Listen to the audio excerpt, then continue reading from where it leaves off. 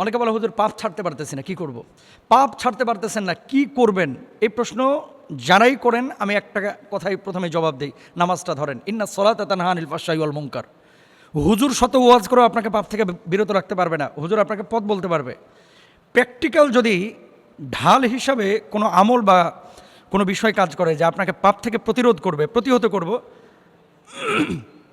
একমাত্র হচ্ছে নামাজ। নামাজ যখন আপনি পড়বেন, আপনি আগে শরাব পান করতেন, এখন আপনার বিবেকে বাধা দিবে। নামাজ যখন নিয়মিত করবেন, সুদ আগে খেতেন, এখন আপনার বিবেকে বাধা দিবে। নামাজ যখন কন্টিনিউয়াস করবেন, আগে মানুষের সাথে খারাপ আচরণ করতেন, এখন বাধা দিবে। নামাজ যখন আপনি কন্টিনিউ পড়বেন, আগে জেনা করেছেন, এখন বাধা দিবে। তার মানে কি?